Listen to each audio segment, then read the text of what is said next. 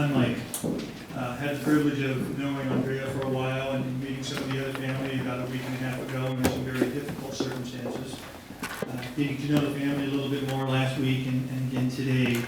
They've asked me to read first the obituary, then a passage of scripture, and then also just say a few other words.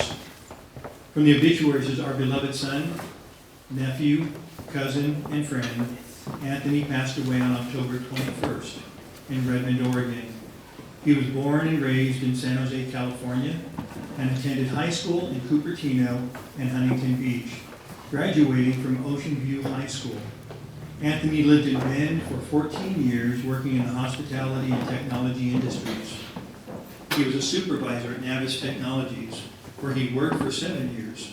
He loved his work, was loved and respected for his positive energy, leadership, and compassion for others. Together with his co-workers, he volunteered for Family Kitchen, where his love for others continued to touch many lives. Anthony was an only child with a cherished bond with his mother. They stood side by side through life, supporting each other. Supporting each other, laughing together, and loving always. His cousins, Shelly and Brandy, were very close with Anthony, growing up in California and all moving to Oregon to be near each other. He will forever be remembered for his kindness, positive energy, laughter, and his gift of bringing fun to every situation. Anthony loved completely with his whole heart. If everyone could love the way that he did, the world would be a better place. He enjoyed fashion, shopping, kids, music, loved animals, especially his dog Brody and cat Sam. Anthony is preceded in death by his great-grandmother Nana, grandmothers Bee Custer and Pauline Coop, survived by his mother Susan Butler, his stepfather Richard Butler, stepbrother Rich Jr., aunts and uncles Michael Custer, Debbie and Cliff Caraway, Doug and April Stoll, Gayla and Paul Boomhauer, and Kim and Phil Chavez. His cousins, Brandy, Shelly, Tricia, Doug, Dana, Michelle, Andrea, Marinda, Travis, Christian, Berlin, Goldie, Maddie, Haley, Bryson, Gabriel, Mia, Parker, Karina, Ryder, and Celicia.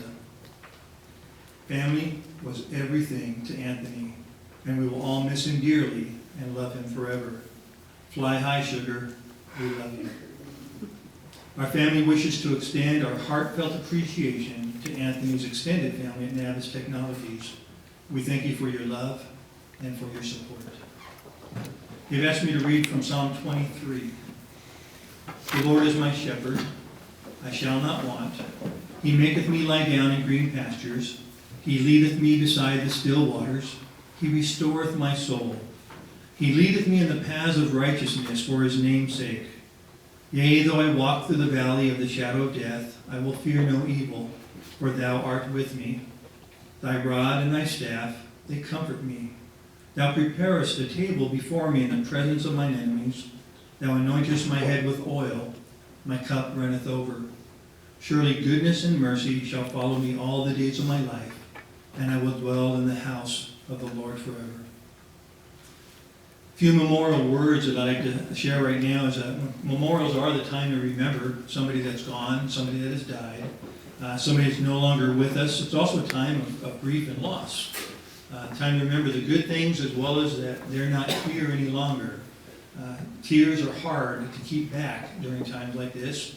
And yet at the same time, we want to remember the stories that sometimes will bring smiles to our face, laughter, and those kind of things as well.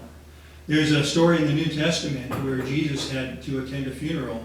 It's in John chapter 11, and I'm not going to read all the verses for you, but it's where he goes to the house of Lazarus and his two sisters, Martha and Mary. And they were very good friends. If Jesus was ever traveling through where they lived, that would be the place that he stayed, the place that he would go to, the place that he felt at home. But during the death of Lazarus, he went there during the time that all the family was mourning for their brother or their friend. And as Jesus came, there's about 4 things that I see within this passage that I think are important for us to remember today. One of the things is when Jesus came to be with the sisters there at the death of their brother, Jesus was real.